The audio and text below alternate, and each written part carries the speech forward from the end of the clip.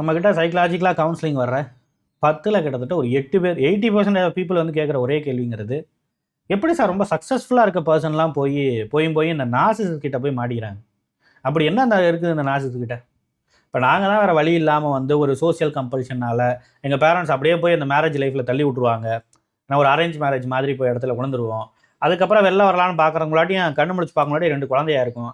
என்ன பண்ணுறதுங்கிறது தெரியாது. ஸோ இந்த மாதிரி பலவிதமான பிரச்சனைகள் எங்களுக்குள்ளே இருக்குது. இந்த மாதிரி பலவிதமான கேஜுக்குள்ளே நாங்கள் மாட்டிகிட்டு இருக்கோம். பட் எல்லா விதமான எக்ஸ்போஷரும் இருக்கிற க்ரீன் ஃப்ளாக் என்ன, ரெட் ஃப்ளாக் என்ன க்ரீன் ஃபாரஸ்ட்னா என்ன, இந்த மாதிரி பலவிதமான எக்ஸ்போஷர் இருக்கிற ஒரு அவேர்னஸ் இருக்கிற அட் த சேம் டைம் எந்த ஒரு ரிலேஷன்ஷிப்லேயும் வந்து ரொம்ப அவசரமாக தேர்ந்தெடுக்கணுங்கிற எந்த அவசியமும் இல்லாமல் இருக்கிற ரொம்ப ஸ்லோவாக ஸ்டெடியாக வந்து சூஸ் பண்ணாலே போதும். அதே நேரத்தில் நிறைய விதமான ஆப்ஷன்ஸ் அந்த விஷயத்துக்காக மட்டுமே கொட்டி கிடக்கிற ஒரு ரிலேஷன்ஷிப் அப்படின்னு நான் வந்து ரிலேஷன்ஷிப் போகிறேன் அப்படின்னு நான் நினச்சாலே வந்து ஒரு 100 பேர் எனக்கு முன்னாடி வந்து நிற்பாங்க. அப்படி வந்து ஈஸியாக வந்து பிக் பண்ணிக்கலாம். அப்படி வந்து பொறுமையாக செலக்ட் பண்ணலாம். எந்த விதமான ஒரு கம்பல்ஷனும் கிடையாது, எந்த ஒரு ப்ரெஷரும் கிடையாது.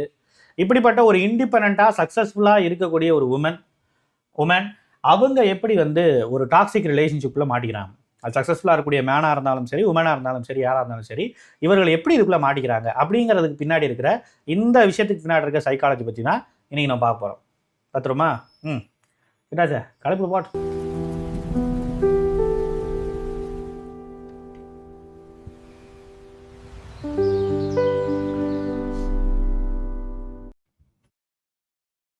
Welcome to the Human Expert Tamil. I am your Rajkumar Pandian, psychologist. போமா வாங்க போவோம். Yes, the same question. First விஷயம் அப்படிங்கிறது இந்த சக்ஸஸில் இருக்கக்கூடிய, இப்போ சக்ஸஸ் அப்படின்னு சொன்னாலே ஒரு சக்ஸஸ்ஃபுல்லான ஒரு ப்ரொஃபஷன், ஏன்னா ஒரு சக்ஸஸுங்கிற நோக்கி போகிறது, வெற்றி அடைவது அப்படின்னு சொன்னாலே நம்மக்கிட்ட இருக்க எல்லா விதத்துக்கிட்டே இருக்கக்கூடிய ஒரு விஷயம் அப்படிங்கிறது அந்த சக்ஸஸில் இருக்கக்கூடிய பாசிட்டிவான விஷயங்கள்லாம் என்ன அப்படிங்கிறத நான் பார்க்குறோம். இல்லை, பாசிட்டிவான விஷயங்கள்லாம் என்ன? நிறைய ஆப்பர்ச்சுனிட்டி கிடைக்கும், நிறைய மணி கிடைக்கும், நிறைய ரெகனைசேஷன், நிறைய ஆப்ஷன், மோர் மணி மோர் ஆப்ஷன்ஸுங்கிற மாதிரி நிறைய இது கிடைக்கும், நிறைய எக்ஸ்போஷர் கிடைக்கும், நிறைய ஃப்ரெண்ட்ஸு கிடைப்பாங்க. எல்லா விதமான பெனிஃபிட்டும் வந்து ஒரு சக்ஸஸ் அப்படிங்கிற ஒரு விஷயத்தில் இந்த ஒரே ஒரு வார்த்தை தான், இது வந்து என் லைஃப்பில் வந்ததுன்னு சொன்னால் இந்த மாதிரி எல்லா விதமான பெனிஃபிட்ஸ் இருக்குங்கிறது உண்மைதான். பட் த சேம் டைம் அதுக்கு அப்படியே ஆப்போசிட்டில் பார்க்கும்போது the dark side of success நம்ம பார்க்க வேண்டியிருக்கு. What is a dark side of success? 2 முக்கியமான விஷயங்கள் இருக்குது. ஒன்று, இந்த சக்ஸஸை நோக்கி போய்கிட்டு இருக்கும் பொழுது ஒரு கோலை வந்து இதுதான் என்னுடைய கோல் அப்படின்னு சொல்லிட்டு நான் பார்த்து அதில் வந்து போகிறதுக்கு முயற்சி பண்ணுறதே பெரிய விஷயம். பட் அதில் பலவிதமான சாக்ரிஃபைஸ் பண்ணி அந்த கோலுக்காக வந்து நான் வந்து கொஞ்சம் கொஞ்சமாக முன்னேறி போகும்போது அதில் ஒவ்வொரு மைல் ஸ்டோனாக அச்சீவ் பண்ணும்போது அந்த பாத்வேல இருக்கக்கூடிய டார்க் சைடு என்ன அப்படிங்கிறத நம்ம தெரிஞ்சுக்கணும். அடுத்து அந்த கோலை அடைஞ்சதுக்கு அப்புறம் அந்த சக்ஸஸில் இருக்கக்கூடிய டார்க் சைடு என்ன அப்படிங்கிறதையும் நம்ம தெரிஞ்சுக்கணும். இந்த 2 விஷயங்கள் தெரியாதனால தான் இது மாதிரியான காம்ப்ளிகேட்டடான விஷயங்கள் அப்படிங்கிறது நமக்கு தெரியாமல் புரியாமல் இருக்குது. ஓகே, இந்த பாத்வேல இருக்கக்கூடிய சக்ஸஸ் என்ன? இந்த ஃபஸ்ட்டு விஷயம் அப்படிங்கிறது, நாம் ஒரு ஒரு ஒரு ப்ரொஃபஷனை வந்து நம்ம தேர்ந்தெடுக்கிறோம்னு வச்சுக்கலாமே. அந்த ப்ரொஃபஷனுக்காக நம்ம என்ன பண்ண ஆரம்பிப்போம், கொஞ்சம் கொஞ்சமாக அதில் வந்து அதீதமான அந்த ஸ்டார்டிங் ஸ்டேஜில் அதிகமான ஆர்வம் இருக்கும் நமக்கு, இல்லையா? ரொம்ப அப்சஸ்டாக இருப்போம் நம்ம. அப்போ பயங்கரமாக நிறைய விதமான விஷயங்களை கற்றுப்போம், அல்லும் பகலும் பயங்கரமாக உழைப்போம், இல்லையா? காலையிலேருந்து நைட்டு வரைக்கும், காலையில் எழுந்திரிச்சா எப்போ நைட் ஆகுது, என்ன பண்ணுறதுங்கிறது தெரியாது. அந்த அளவுக்கு அந்த ஒரு விஷயங்கள்லேயே ஃபோக்கஸ்டாக இருந்துக்கிட்டே இருக்கும். அதில் எத்தனை தோல்வி அடைஞ்சாலும், எத்தனை ரிஜெக்ஷன் அப்படிங்கிறத நம்ம ஃபேஸ் பண்ணிக்கிட்டே இருந்தாலும், அது எல்லாத்தையும் நம்ம என்ன பண்ணிப்போம்னா ஒரு உரம் மாதிரி போட்டு அதை பற்றி கவலைப்பட வேண்டாம்னு சொல்லிட்டு முழுக்க எப்படியாவது இந்த வாய்ப்புங்கிறது நம்ம கிடைச்சிடும் அப்படிங்கிற ஒரு அதீதமான நம்பிக்கையில் போய்கிட்டே இருக்கும். அந்த நேரத்தில் நம்ம இவ்வளவு இன்ட்ரெஸ்ட்டாக, நம்ம இவ்வளோ சூப்பராக இந்த விஷயத்தை எல்லாத்தையும் பண்ணிகிட்டு இருக்கோம், பேசிக்கிட்டு இருக்கோங்கிறத எல்லாத்தையும் தெரிஞ்ச ஒரு பர்சன் இதை எக்ஸிக்யூட் பண்ணுற அளவுக்கு ஒரு தாட்டியம்ங்கிறது உனக்கு இருக்குப்பா. தாட்டியம்னா என்ன? ஒரு கட்ஸ் அப்படிங்கிறது உங்ககிட்ட இருக்குது. ஸோ அவங்களுக்கு இருக்கிற அந்த ஒரு கட்ஸ் ஃபீலிங்கில் நம்மளை சூஸ் பண்ண ஆரம்பிக்கிறாங்க. எந்த ஒரு வேலையை நம்ம எதிர்பார்க்குறோமோ அந்த வேலையை கொடுக்கறதுக்கான ஒரு பர்சன், ஒரு ப்ராஸ்பெக்ட் நம்ம முன்னாடி அப்பியர் ஆகிறாங்க. இந்த சொசைட்டி நம்ம கொடுக்குது, இவ்வளோ ஹார்ட் ஒர்க் பண்ணியிருக்கிறோமே அப்படின்னு சொல்லிட்டு இந்த அன்கான்ஷியஸ் மைண்டு அவங்கள வந்து இழுத்துட்டு வருது. அப்படி இழுத்துட்டு வரும்பொழுது அவர்கள் நமக்கு அந்த வாய்ப்பை கொடுக்குறாங்க. அந்த வாய்ப்பில் அதீதமான உழைப்பு, இது வரைக்கும் அவன் வாழ்க்கையில் அந்த மாதிரியான ஒரு உழைப்பை நான் போட்டிருக்க மாட்டேன். அந்த அளவுக்கு பேஷனேட்டாக பயங்கரமாக உழைப்போட்டு உழைச்சி அதை நான் சக்ஸஸ் ஆகி காட்டுகிறேன். சிலருக்கு அந்த ஒரு வாய்ப்பு தவறி பண்ணாலும் அடுத்தடுத்த வாய்ப்புகளில் எப்படியாவது ஒரு 3 சான்சஸ்க்குள்ளே, ஒரு ஆப்பர்ச்சுனிட்டிக்குள்ளே எப்படியாவது 3 சான்ஸில் ஒரு சான்ஸை வந்து நான் பயன்படுத்திக்கிட்டு நான் வந்து சக்ஸஸ் பண்ணி காட்டுறேன். இந்த சக்ஸஸ் ஆனதுக்கப்புறம் நிறைய பேர் என்னை தேடி வர ஆரம்பிக்கிறாங்க. ஒரு ஆப்பர்ச்சுனிட்டிங்கிறது 10 ஆப்பர்ச்சுனிட்டியாக மாற ஆரம்பிக்குது. எல்லாரும் என் மேலே இன்வெஸ்ட் பண்ணுறதுக்கும் ரெடியாக இருக்கிறாங்க. அப்போ அவர்களுக்காக நான் உழைக்க ஆரம்பிக்க வேண்டியது இருக்குது. இப்படியே கொஞ்சம் கொஞ்சமாக போக போக போக நான் இது வரைக்கும் இந்த சக்ஸஸ்க்காக நான் உழைச்சி, நான் நாலேஜ்லேருந்து அவேர்னஸ்லேருந்து எல்லா விதமான விஷயம் சேர்த்து வச்சுருந்தேன் பாருங்க. இந்த விஷயம் எல்லாம் என்ன ஆக ஆரம்பிக்குதுன்னு சொன்னால், கொஞ்சம் கொஞ்சமாக என்னுடைய படங்கள்லையோ இல்லை அடுத்தடுத்த எஃபோர்ட்லையோ கொஞ்சம் கொஞ்சமாக அதில் இருக்கக்கூடிய விஷயங்கள் எல்லாமே வந்து யூட்டிலைஸ் பண்ணப்படுது. என்னுடைய நாலேஜ் அதில் கொஞ்சம் கொஞ்சமாக இம்ப்ளிமெண்ட் பண்ண அது அப்படியே கொஞ்சம் கொஞ்சமாக என்னுடைய நாலேஜ் அப்படிங்கிறது கொஞ்சம் கொஞ்சமாக தீந்து போகக்கூடிய ஒரு நிலைமைக்குங்கிறது வருது. நிறைய டேரக்டர்ஸ் பார்த்தீங்கன்னா ஃபஸ்ட்டு எடுத்தோன்னா பலவிதமான கதைகள் பண்ணுவான். 3-4 கதையெல்லாம் அடிச்சு தள்ளுவான். அவ்வளோதான் முடிஞ்சு. இவனை வந்து அஸ்திக்கவே முடியாதுன்னு பார்ப்பாங்க. அடுத்த 4வது இடத்துல சறுக்கும், 5வது இடத்துல கீழே போவாங்க, 6வது இடத்துல அகல பாதாளத்துக்கு போவாங்க, 7வது இடத்துல படுத்துருவாங்க. அதுக்கு மேலே ஒரு ஈக்காக கூட இருக்காது. இப்படிப்பட்ட ஒரு டிரான்ஸ்ஃபர்மேஷனை இந்த மாதிரியான ஒரு பிரச்சனைக்குரிய ஒரு டிரான்ஸ்ஃபர்மேஷனுங்கிறது எப்படி இருக்குது அப்படின்னு சொன்னால், இங்கே தான் நம்ம ரொம்ப முக்கியமாக ஒரு விஷயத்தை புரிஞ்சுக்க வேண்டியிருக்கு. Yes it is the matter over here. Yes the matter over here. First நாம் அந்த ஒரு விஷயத்துக்காக ரொம்ப முக்கியமாக எனக்கு அந்த சக்ஸஸ் மேலே இருக்க அதீதமான அப்சஷன்னால் நான் கற்றுக்கிட்ட எல்லா விதமான விஷயங்கள், அது சம்மந்தப்பட்ட எல்லா விதமான நாலேஜ், இது எல்லாத்தையும் நான் பயன்படுத்தி அந்த சக்ஸஸ் அனுபவித்து முடித்ததுக்கப்புறம் அது மேலே இருக்கக்கூடிய இன்ட்ரெஸ்ட்டோ இல்லை அது மேலே நம்ம அடுத்த கட்டத்துக்கு போகணும் அப்படிங்கிற ஒரு ஆர்வமோ நம்ம கொஞ்சம் குறைய ஆரம்பிக்குதுங்கிறது உண்மை. 2வது கட்டமாக இது வரைக்கும் கற்றுக்க வச்ச எல்லா விதமான விஷயத்தையும் நீ யூஸ் பண்ணிட்ட. இப்போ நீ புதுசாக 0லேருந்து நீ ஆரம்பிக்கணும். புது ஒரு மனுஷனா நீ வந்து பறக்கணும். புதுசாக எல்லா விதமான விஷயத்தையும் கற்றுக்கணும். அதே மாதிரியான ஒரு ஹார்ட் ஒர்க். இதுக்கு முன்னாடி எவ்வளோ ஹார்ட் ஒர்க் போட்டியோ மக்கள் அதை விட உன்னை பயங்கரமாக நம்புறாங்க. ஸோ இன்னும் நீ அதிகமான ஹார்ட் ஒர்க் போடணும். உன்னோட பிஸ்னஸாக இருந்தாலும் சரி, எதுவாக இருந்தாலும் சரி, இல்லையா? உன்னோட கஸ்டமர்ஸ்லாம் அவ்வளோ உன்னை பிலீவ் பண்ணுறாங்க. நீ அங்கே இருந்தேன்னா அது கரெக்டாக இருக்கும் அப்படின்னு சொல்லிட்டு உனக்காக இன்வெஸ்ட் பண்ணுறதுக்கு பல பேர் இருக்கிறாங்க. அப்போ நீ உன்னோட எஃபோர்ட் அப்படிங்கிறது இன்னும் அதிகப்படுத்தணும். இன்னும் அதுக்கான அடுத்த கட்டங்களை தேடி போகணும். அப்படின்னு வந்து அந்த 0லேருந்து திருப்பி ஆரம்பிக்கக்கூடிய ஒரு விஷயத்தில் பல பேர் சறுக்குவது உண்டு. அந்த நேரத்தில் அவங்க இதுக்கு முன்னாடி எப்படி ரொம்ப ப்ராப்பராக வந்து ஒரு விஷயத்த வந்து சூஸ் பண்ணி, ஏன்னா அவ்வளவு வெயிட் பண்ணி அவ்வளவு வந்து ஒரு நிதான போக்கு அப்படிங்கிறது அந்த ஃபஸ்ட்டு சக்ஸஸில் இருந்ததோ அதே மாதிரி செகண்ட் சக்ஸஸ்லையோ அதுக்கு அடுத்த அந்த டிரான்ஸ்ஃபர்மேஷனில் அவர்கள் வருவது கிடையாது. என்ன ஆகுதுன்னு சொன்னால், அந்த மேட்டர் தீர்ந்து போனதுக்கப்புறம் திருப்பி இந்த ஒரு எஃபர்ட் எடுக்கணும், இவ்வளோ தூரம் போகணுங்கிறதுக்கப்புறம் அந்த மாதிரியான விஷயங்கள்லாம் அவர்களால் செய்ய முடியாதப்போ அவங்களால செய்ய முடியல. அவங்களும் எவ்வளவோ ட்ரை பண்ணி பார்க்குறாங்க. ஓகே, அவங்களால முடியல. திருப்பி வந்து இதே மாதிரி ஒரு பஞ்ச் ஆஃப் நாலேஜை வந்து திருப்பி என்னால் ஒரு புது நாலேஜை என்னால் ரீகெயின் பண்ண முடியல. இதே மாதிரி பஞ்ச் ஆஃப் ஸ்கில்ஸை புது ஒரு ஸ்கில்ஸை வந்து என்னால் வந்து ரீகெயின் பண்ண முடியல. அந்த ஒரு ஆர்வம்ங்கிறது இப்போ எனக்கு ஒரு படி கம்மியாக இருக்குது. என்ன பண்ண ஆரம்பிக்கிறேன்னு சொன்னால், எனக்குள்ள ஆட்டோமேட்டிக்காக நான் ஆல்ரெடி இருக்கிற ஒரு நிலைமை இருக்குல்ல, இந்த நிலைமையை நான் லூஸ் பண்ணிடுவேனோ, the fear of failure, the fear of abandon, எல்லாரும் என்னை விட்டுட்டு போயிடுவாங்களோ, இந்த ஒரு இடத்துல இருந்து நான் கீழே விழுந்துருவனோ அப்படிங்கிற அதீதமான இன்செக்யூரிட்டிங்கிறது வர ஆரம்பிக்குது. பல பேருக்கு வர ஆரம்பிக்கும். ஸ்டார்டிங்கில் பிகினிங் சக்ஸஸ் ஆகினா அடுத்த ஒரு கடத்தில் வந்து அவங்களுக்கு இந்த ஒரு பயம் அப்படிங்கிறது வர ஆரம்பிக்கும். அவங்களும் அந்த நேரத்தில் அந்த இன்செக்யூரிட்டினால் என்ன பண்ணுவாங்கன்னா, பலவிதமான விஷயங்களை ட்ரை பண்ணி பார்ப்பாங்க. இன்செக்யூரிட்டியில் ட்ரை பண்ணுற விஷயங்கள் ஏதாவது நம்ம உருப்படுமா? ஏன்னா அவசரமாக ரொம்ப வந்து அப்படியே பயங்கரமாக அவசரமாக ரொம்ப ஒரு கம்பல்சிவ் பிஹேவியரில் போய், ஃபார் எக்ஸாம்பிள் ஒரு புக்கை நீங்கள் படிக்க ஆரம்பிங்கன்னு வச்சுக்கோங்க. ஒரு 300 பக்கம் இருக்கிற ஒரு புக்கு, நீங்கள் ரொம்ப ரொம்ப இம்பல்சிவாக இருக்கீங்க. ஆனால் அந்த 300 பக்கம் இருக்கிற புக்கை நீங்கள் படித்தாகணும். அது படித்தாதான் அதில் இருக்கக்கூடிய விஷயங்கள் எல்லாமே உங்களுக்குள்ள இன்ஃப்ளூயன்ஸை ஏற்படுத்தும். நீங்கள் அப்போ தான் ஒரு டிரான்ஸ்ஃபார்மாக மாற முடியும், அந்த டிரான்ஸ்ஃபர்மேஷனை கொடுக்க முடியும்.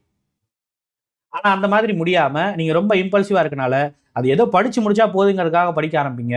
உங்களால் ரொம்ப சரியாக வந்து ஒரு 50-60 பக்கத்துக்கு மேலே கூட போக முடியாது.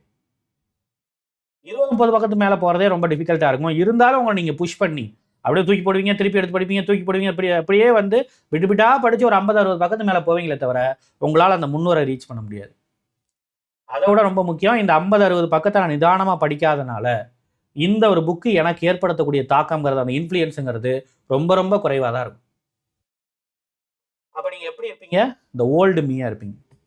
அதே ஆள், சரக்கு தீர்ந்து போய் எம்டியான அதே ஆள். இப்போ அதே பேட்டர்னில் எதையாவது ஒன்று செய்வோமே அப்படின்னு செய்வீங்க. இந்த பேட்டர்ன்லாம் ஆல்ரெடி பார்த்தாச்சுப்பா. ஏன்னா நீங்கள் ஒரு 2-3 சக்ஸஸ் கொடுக்கும்போதே உங்களுடைய பேட்டர்னை ஃபாலோ பண்ணி பல பேர் உங்களுடைய கூட இருக்கக்கூடிய, அதாவது உங்களை பார்த்த பல பேர் வந்து இதே இண்டஸ்ட்ரியில் வந்து இதே பிஸ்னஸில் வந்து சக்ஸஸை கொடுத்துட்டாங்க, இதே ஜாப்ல வந்து பயங்கரமான சக்ஸஸை கொடுத்துட்டாங்க. இனிமேல் அந்த பேட்டர்னுங்கிறது எக்ஸ்பயர்ட் ஆயிடுச்சு. இனிமேல் சாரி, அது ஒத்து வராது. நீங்களே நடித்தாலும் அதை வேணான்றோம், அவ்வளோதான். அதில் சில மாடிஃபிகேஷன் பண்ணுறீங்க, அதுவும் ஒத்து வரலை. அப்போ நீங்கள் டிரான்ஸ்ஃபர்மேஷன் ஆகணும், நீங்கள் ஆகலை.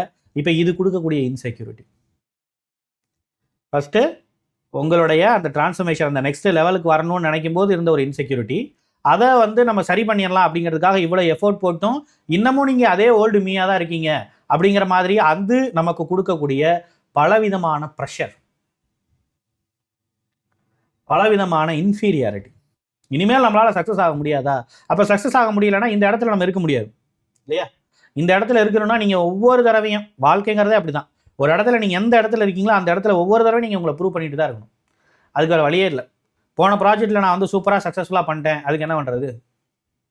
அடுத்த ஒரு ப்ராஜெக்ட் ஓகேப்பா, போன சக்ஸஸ் பண்ணேன், ஓகே இதில் நீங்கள் கொஞ்சம் ரிலாக்ஸ் பண்ணிக்கிறான்னு சொல்லுவாங்க. பட் 2வது ப்ராஜெக்ட் வரும்போது, 3வது ப்ராஜெக்ட் வரும்போது, 4வது ப்ராஜெக்ட் வரும்போது, ஏப்பா 1990 வந்து நீ சக்ஸஸை வச்சே என்ன எந்த வரைக்கும் ஓட்டிக்கிட்டு இருப்பியா?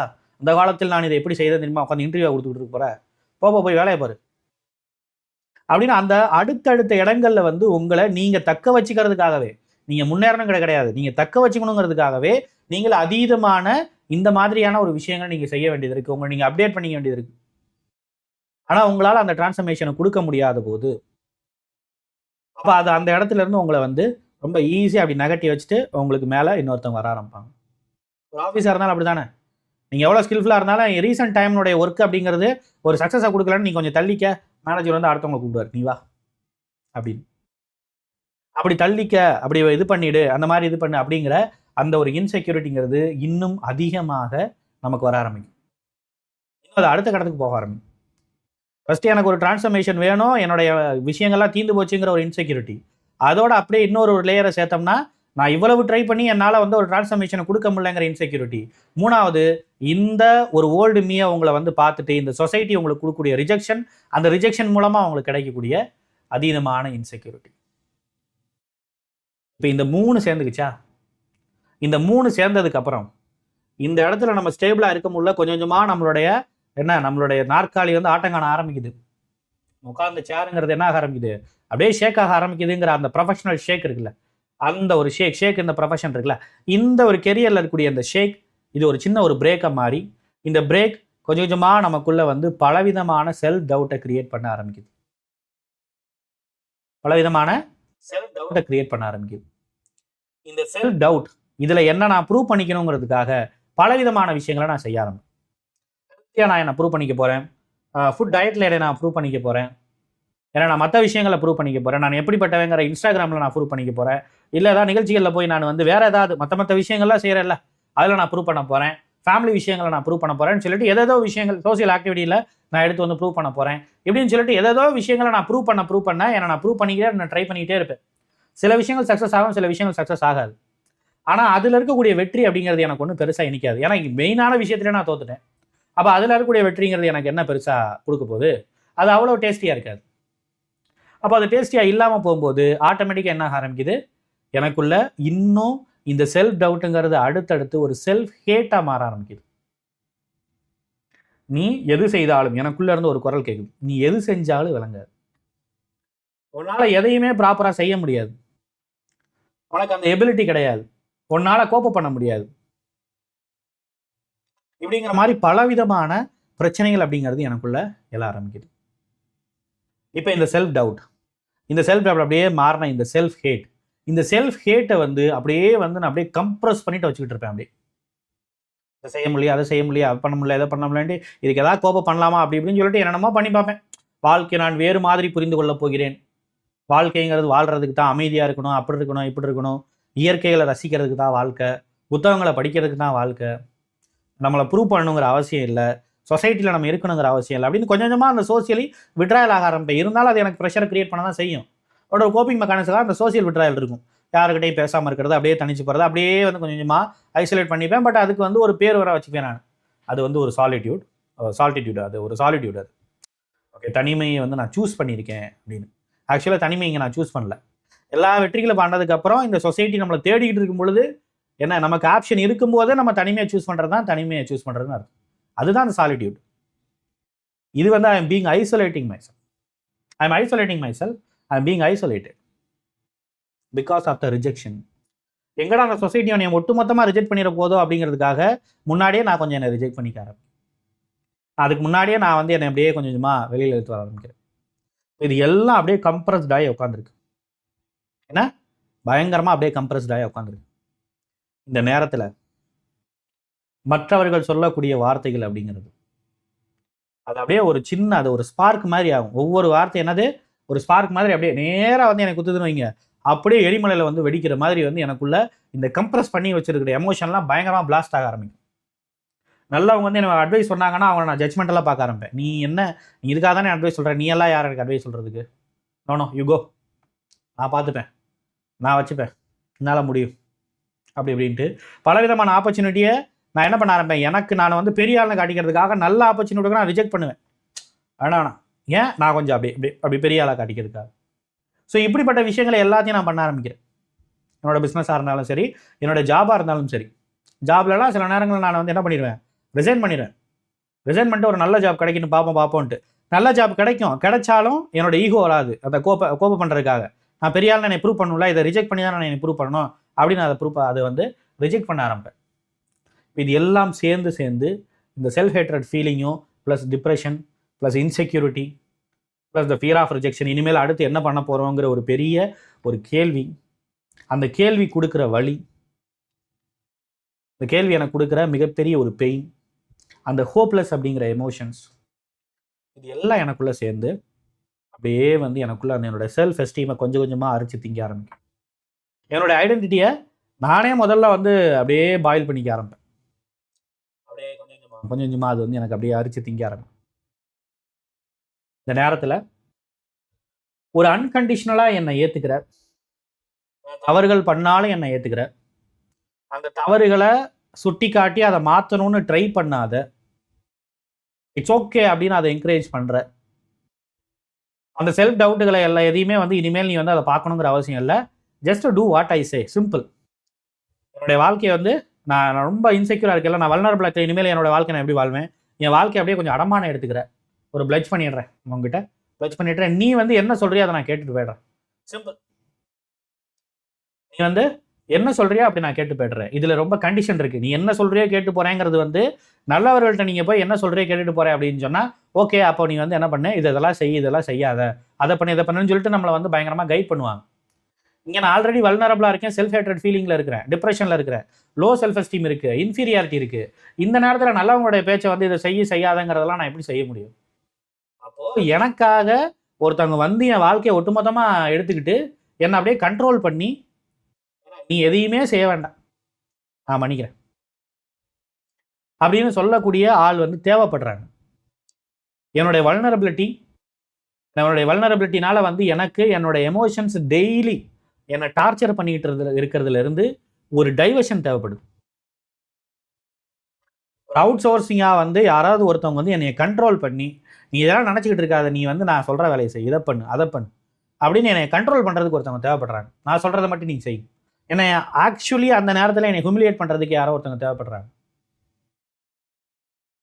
ஏன்னா என்னுடைய வாழ்க்கையை என்னால் வாழ முடியாது, இவ்வளவு விதமான விஷயங்களை வச்சுக்கிட்டு என்னால் வாழ முடியாது, நல்லவங்க சொல்கிறது என்னால் கேட்க முடியாது, எடுத்துக்க முடியாது. அப்போ யார் எனக்கு தேவைப்படுறது? தனியாகவும் நான் வாழ முடியாது. தனியாக வாழ்ந்தேன்னா நான் என்ன வாழ்கிறேன், யார் கூட இருக்கேன்? நான் என்னுடைய எமோஷன்ஸ் கூட இருக்க ஆரம்பிக்கிறேன். என் எமோஷன் ஒவ்வொரு நாளும் என்னை குத்தி கொண்டுகிட்டே இருக்கு. நான் சாப்பிட்றதுலேருந்து ஃபுட்டை எடுத்து நான் வாயில் வைக்கிறேன்ல, இதில் கூட இந்த செல்ஃப் ஹேட்ரட் ஃபீலிங், என்னோட எமோஷன் இருக்குல்ல, அது என்னை என்ன சொல்லுதுன்னு சொன்னால் நீ எப்படி சாப்பிட்ற பாரு அப்படின்னு என்னைய வந்து அது என்னை கேட்க ஆரம்பிக்குது. எப்படி சாப்பிட்ற பாரு, எவ்வளோ விஷயங்களை நீ மறக்கிற பாரு, நீ பழைய ஆள் இல்லை பாரு, நீ முதல்ல எப்படி இருந்து என்னைய நானே கம்பேர் பண்ணி என்ன நான் வந்து அப்படியே செல்ஃபாக பேர்ன் பண்ணிக்கிறேன். நான் இந்த மாதிரி என்ன நானே டார்ச்சர் பண்ணுற விஷயங்கள்ல இருந்து, இவ்வளவு சிவியரான ஒரு விஷயத்துல இருந்து கொஞ்சமாவது ரிலீஃப்ங்கிறது தேவைப்படுது. ஸோ இது எல்லா விதமான ட்ரேட்ஸும் சரியாக இருக்கிற ஒரு நார்சிசிசம் மாதிரியான ஆட்கள் என்னிடம் வருகிறார்கள். அவங்க என்ன சொல்கிறாங்க, ஐ டோன்ட் வானா நோ அபவுட் யுவர் செல்ஃப்.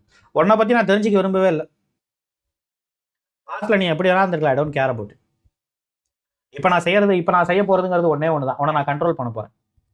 ஆக்சுவலாக எனக்கு அதான் தேவைப்படுது. கேஸ் என்னை நீங்கள் கண்ட்ரோல் பண்ணுங்க. உன்னை நான் கேஸ் லைட்டிங் பண்ண போறேன்.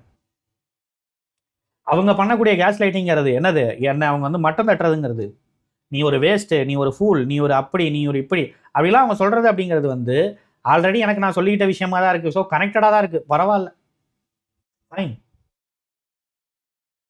நான் அள வைக்க போறேன். நானே என்னை அள வச்சுக்கிட்டு தான் இருந்தேன். பரவாயில்ல, அள வைங்க. நான் தூங்க விட மாட்டேன். நான் ஆல்ரெடி தூங்கலை, தூங்க விடாம இருங்க. நான் அவ்வளோதான். ஓகே, எண்ட் ஆஃப் த டே இதில் ஒரே ஒரு விஷயம் அப்படிங்கிறது எனக்கு தேவைப்படுது. என்ன வேணாலும் பண்ணிக்க, ஆனால் கடைசியில் என்னை விட்டு போய்விடக்கூடாது அப்படிங்கிற ஒரு இடங்கிறது தேவைப்படுது. இப்படியே என்னை வந்து இது பண்ணி வச்சுக்கிட்டு என்னை வந்து கீழே இது பண்ணாலும் பரவாயில்ல, என்னை மேலே வந்து என்னை கொண்டு வரணும்னு நினச்சேன்னா என்னால் முடியாது. நான் ஆல்ரெடி ரொம்ப அதில் தான் வந்து ட்ரை பண்ணி நான் வந்து பிரேக்கப் ஆகிருக்கேன். நான் பயங்கரமான ப்ரோக்கன் பர்சனாலிட்டி இருக்க காரணம் என்னால் மேலே வர முடியாது. அப்போ அவங்க என்ன சொல்கிறாங்க, உன்னை நான் மேலெல்லாம் கூட்டு போகிறதில்ல, கீழே தான் கூட்டு போகிறேன். பரவாயில்ல, என்னை கீழே கூட்டு போங்க. ஐ எம் ரெடி ஈவன் போங்க அப்படின்னு சொல்லிட்டு அப்படியே வந்து அவரோட போக ஆரம்பிக்கிறேன். கடைசியில் அவர்கள் ஒரே ஒரு ப்ராமிஸ் பண்ண ஆரம்பிக்கிறாங்க. அந்த ப்ராமிஸ் தான் எனக்கு தேவைப்படுற விஷயம். என்னது?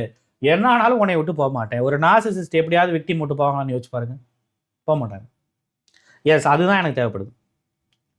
ஏன்னா நீங்கள் இருக்கிற வரைக்கும் என்ன ஒரு பெரிய ஒரு பெனிஃபிட் அப்படின்னு சொன்னால், யார் என்னைய வேற ஒரு பர்சன் யார் என்னை இன்ஃப்ளூயன்ஸ் பண்ண மாட்டாங்க பாருங்க.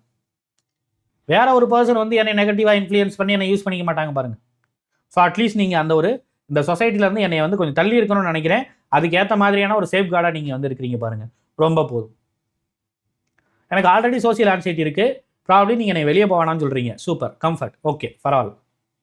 இப்படின்னு என்னோட இன்னர் கான்ஃப்ளிக்ட் எல்லாத்துக்குமான ஒரு கோப்பிங் மெக்கானிசமாக ஒரு நார்சிசிஸ்ட் இருக்க ஆரம்பிக்கிறாங்க. அட் த சேம் டைம் அவங்க என்னைக்கு என்னை விட்டு பிரிய மாட்டாங்க அப்படிங்கிறது எனக்கு ஒரு ஆடட் அட்வான்டேஜ் தான் இல்லையா?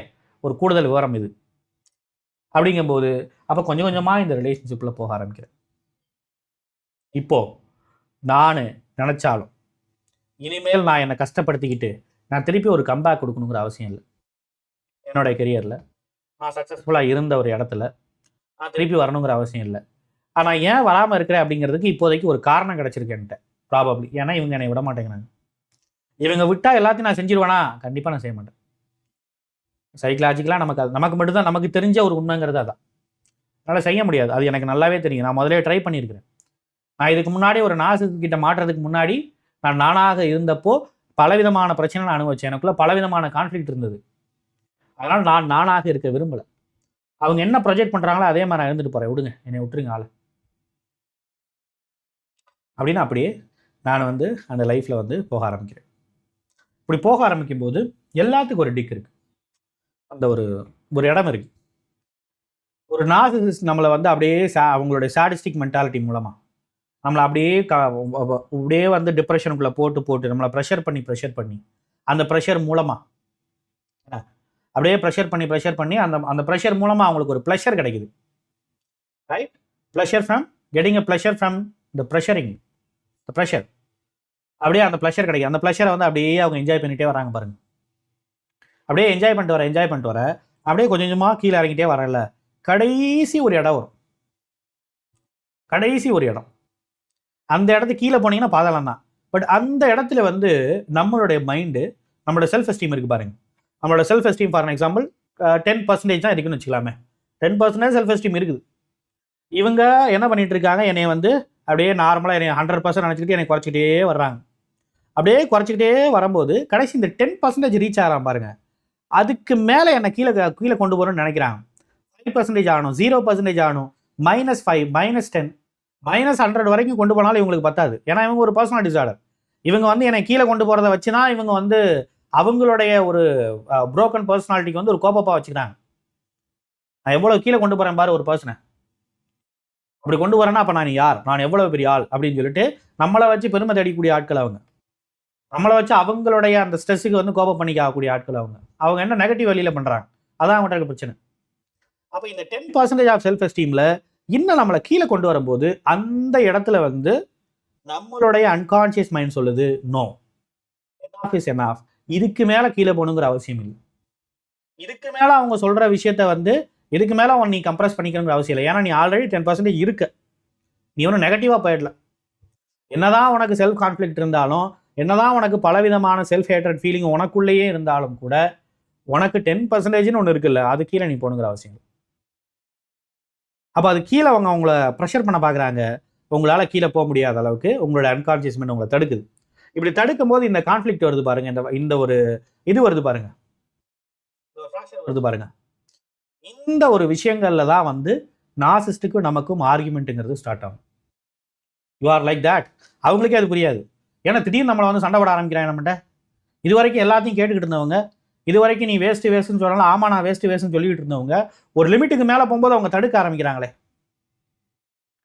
ஒவ்வொருத்தவங்களுக்கு ஒரு லிமிட் இருக்கும். ஒரு 20%ங்கிற சில பேருக்கு லிமிட் இருக்கும், 10%ங்கிற லிமிட் இருக்கும், சில பேர் 5%ங்கிற லிமிட் இருக்கும். இப்போ இந்த 20% செல்ஃப் எஸ்டீம் இருக்கவங்கலாம் கொஞ்சம் ஏர்லியாகவே தப்பிச்சுப்பாங்க. அனுபவமாக்கலாம் வந்து கிட்டத்தட்ட ஒரு 30 to 40% இருக்கலாம். பட் அது ஒன்றும் இன்னும் வந்து அது ஒரு பார்டர் லைனில் தான் இருக்குது. அது இன்னும் வந்து ஒரு பெரிய லெவலில் இல்லை. ஒரு 40% இருக்குன்னா அந்த 40% வரும்போதே அவங்களுக்கு வந்து ஒரு கான்ஃப்ளிக்ட் வந்துருச்சு. எப்போ இவங்களுக்கு கான்ஃப்ளிக்ட் வந்தது? எப்போ வந்து அனுபமாவுக்கு ஒரு நிச்சயதார்த்தம் பண்ணலாம், என்கேஜ்மெண்ட்டுக்கு போகலாம், மேரேஜுக்கு போகலாம் அப்படிங்கிற ஒரு இடத்துக்கு அவங்க வர ஆரம்பிக்கிறாங்களோ, அப்படின்னு இந்த நார்சிஸ்ட் வந்து புஷ் பண்ணுறாங்களோ, அந்த இடத்துல அந்த ஆர்குமெண்ட் ஸ்டாப் ஆகுது. அஃப்கோர்ஸ் எஸ், ஒரு பெர்மனண்ட்டாக ஒரு டெம்பரரி பேசிஸில் வந்து இந்த அப்யூஸ் எல்லாம் நான் அனுபவிக்கக்கூடிய ஆள் தான். But I not deserve for the permanent one. Permanent அப்யூஸுக்குலாம் நான் தயார் கிடையாது. ஐம் நாட் டிசர்வ் ஃபார் இட்னு நம்மளுடைய அன்கான்ஷியஸ் மைண்ட் சொல்லுது. ஸோ அந்த இடத்துல வந்து அந்த கான்ஃப்ளிக்ட்டுங்கிறது கிரியேட் ஆரம்பிக்குது. அப்போ நம்மளுடைய அன்கான்ஷியஸ் மைண்ட் முடிவு பண்ணுது, இது போதும், இது என்ன பண்ணுவோம் அப்படின்னு சொன்னால் தூக்கி போடுவோம். ஒன்று, இந்த விஷயங்கள்ல 2 விஷயங்கள் இருக்கு. ஒன்று, இதை கம்ப்ளீட்டாக தூக்கி போட்டுருவோம். கம்ப்ளீட்டாக தூக்கி போட்டால் இங்கே ஒரு பெரிய பிரச்சனை இருக்குது. இந்த 10% வச்சு இந்த சொசைட்டிலாம் வாழ முடியாது. நான் ஏற்கனவே சொன்ன மாதிரி பல கான்ஃப்ளிக்ட் எனக்கு இருக்குது. அட் த சேம் டைம் யார் வேணால் இன்ஃப்ளூயன்ஸ் பண்ண வேண்டியது இருக்குது. அப்படிப்பட்ட சில பேர் யோசிக்கிறது இருக்குது. அவங்க என்ன பண்ணிப்பாங்க அப்படின்னு சொன்னால் இவங்களை கொஞ்சம் தூரப்படுத்தி வச்சுக்குவோம். அவங்கள இது பண்ணவும் வேண்டாம், நேரடியாக சேர்ந்து வாழலாம், வாழ வேணாம், அப்படியே ஒரு தூரமாக வச்சுக்குவோம். விச் மீன்ஸ் நீ எங்கேயோ இரு, நான் எங்கேயோ இருக்கிறேன். நீ வந்து எங்கிட்ட போய் சம்பாரிச்சுட்டு நீ ஒரு அப்ராடில் இரு, நான் வந்து இதில் இருக்கேன், நேட்டிவில் இருக்கேன். ஸோ ஏன்னா உனக்கு எனக்கும் டிஸ்டன்ஸ் ஆகி வச்சுப்போம். இன்னும் அது வந்து பிரேக் ஆகலை. ஏன்? இந்த ஒரு 10% வல்னரபிலிட்டி இருக்குல்ல, அந்த 10% தானே செல்ஃப் எஸ்டீம் இருக்குது. அப்போ 90% வல்னரபிலிட்டி இருக்கு பாருங்க. அப்போது இதை கொஞ்சம் தள்ளி வைக்கலாம் அப்படின்னு போகிறாங்க. இப்போ அனுபமா கேஸ் பொறுத்த வரைக்கும் 40% இருக்குனால அவங்க ப்ராபப்ளி அதுலேருந்து டிட்டாச் ஆகிறாங்க. இன்னும் அது வந்து 100% அவங்க ஹீல் ஆனால் தான். விச் மீன்ஸ் இந்த 40% ஆஃப் செல்ஃப் எஸ்டீம்ங்கிறது இன்னும் ஒரு 60% 70% போனால் தான் இவங்க வந்து இந்த மாதிரி நார்சிசிஸ்ட் மாதிரியான ஆட்கள் வந்து கிட்ட சிக்காமல் இருப்பாங்க. இதே மாதிரி வந்து அவங்க ஹீல் ஆகாமல் ஒரு வேளை இதே நிலைமையோட இருக்கிறாங்க, ஒரு ஹீல் ஆகிறதுக்கான ஒரு ப்ராக்டிஸுங்கிற மாதிரியான விஷயங்கள்லாம் பண்ணலைன்னு சொன்னால் ப்ராபப்ளி திரும்பி இதே மாதிரியான ஒரு நார்சிசிஸ்ட் பர்சனாலிட்டி கிட்ட மாட்டுறதுக்கு நிறைய வாய்ப்பு இருக்குது. அனுப்பமா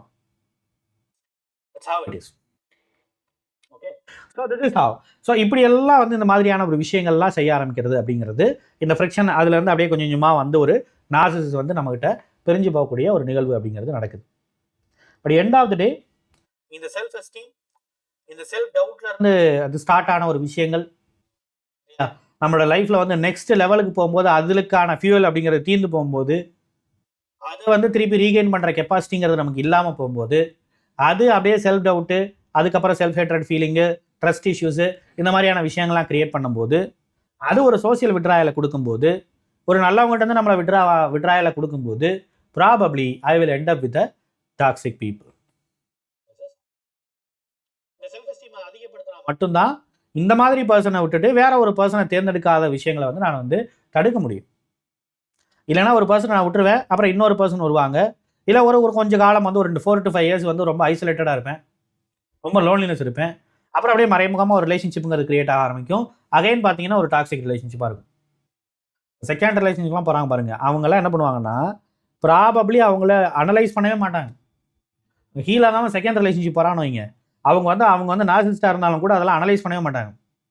ஒரு விக்டிம் வந்து அதுக்கு முன்னாடியே விக்டிமாவே ப்ரிப்பேர் ஆயிடுவாங்க. நீ என்ன பண்ணாலும் பண்ணிக்க பரவாயில்ல, நான் வந்து இந்த அவேர்னஸ்லாம் எனக்கு பிரச்சனை, இந்த அவேர்னஸை நான் தூக்கி போடுறேன். அவேர்னஸ் மூலமாக வரக்கூடிய ஹீலிங் நமக்கு வேணும்ல. எனக்கு ஹீலிங் வேணால் அவேர்னஸ் வேணும், அவேர்னஸ் நான் தூக்கி போடுறேன், அது எல்லாத்தையும் மறந்துடுறேன், இவர்கள் நல்லவர்கள் தான் நான் நம்ப ஆரம்பிக்கிறேன்னு சொல்லிட்டு தன்னை தானே கம்பல் பண்ணிக்கிட்டு அகைன் இந்த ஒரு ட்ராப்புக்குள்ளே போவாங்க. அகைன் அந்த பர்சன் 100% ஆரம்பிப்பாங்க. அப்படியே கொஞ்சம் கொஞ்சமாக டிக் பண்ணி 10% வரும்போது அவங்கள தூக்கி போகுது. இப்படியே வந்து ஒரு லூப்புக்குள்ளே ஒரு பேட்டர்னுக்குள்ளே சுற்றிக்கிட்டு இருக்கிறதுங்கிறது தான் இந்த ஒரு லைஃப் அப்படிங்கிறது. This is how it is actually. இந்த ஒரு எமோஷனல் கான்ஃப்ளிக்டோடு சேர்ந்த ஒரு லைஃப் அப்படிங்கிறது இப்படி தான் இருக்கும். அப்போ இந்த எமோஷனல் கான்ஃப்ளிக்ட்டை வந்து சரி பண்ணுறதுங்கிறது எப்படி? இதை சரி பண்ணும் பொழுது தான் ஒரு சக்ஸஸ்ஃபுல் பர்சனாக இருந்தாலும் கூட அவர்கள் வந்து லைஃப்லையும் சக்ஸஸ் ஆக முடியும், ரிலேஷன்ஷிப்லையும் சக்ஸஸ் ஆக முடியும். ஸோ ஹோப்ஃபுல்லி இந்த ஒரு சக்ஸஸ்ஃபுல் உமன் வந்து இந்த மாதிரி ஒரு ட்ராப்பில் வந்து ஏமாட்டுறாங்கிறத ப்ராப்ளம் உங்களுக்கு தெரிஞ்சுக்கணும்னு நினைக்கிறேன். இதை பற்றியான நிறைய வீடியோஸ் அப்படிங்கிறது நார்சிசிஸ்ட் சைக்காலஜி அப்படிங்கிற நம்மளோட பிளேலிஸ்ட்டில் இருக்குது. நார்சிஸ்ட்னா என்ன, அவங்க என்ன பண்ணுவாங்க, பண்ண மாட்டாங்க, அண்ட் அதுலேருந்து வெளில வரது எப்படி, பலவிதமான விஷயங்கள் அங்கே இருக்குது. நீங்கள் தாராளமாக இது பண்ணிக்கலாம். இல்லை ஒரு பர்சனல் கான்வர்சேஷனுங்கிறது எனக்கு வேணும், எனக்கு ஒரு இண்டிவிஜுவல் தெரப்பி அப்படிங்கிறது வேணும்னு சொன்னால் நம்மளுடைய ஆன்லைன் தெரப்பி அப்படிங்கிறது நம்மகிட்ட இருக்குது. தாராளமாக நீங்கள் வந்து என்ன பண்ணிக்கலாம்னா நம்மளுடைய அட்மின் நம்பர் இருக்குது டிஸ்கிரிப்ஷனில், தாராளமாக எடுத்துக்கலாம். அது சம்மந்தப்பட்ட விஷயங்களை பொறுத்த வரைக்கும் குரூப் தெரப்பி இருக்குது. அது சம்மந்தப்பட்ட டீட்டெயில்ஸையும் நம்ம அட்மின் கிட்டே நீங்கள் வாட்ஸ்அப் பண்ணி கேட்டுக்கலாம். வேற என்ன கதை? நமக்கு தெரிஞ்ச விஷயங்கள் அப்படிங்கிறது ஒரு 5 to 10% இருந்தாலும் நமக்கு தெரியாத விஷயங்கிறது எத்தனை பர்சன்டேஜ் இருக்குது பாருங்கள். That is what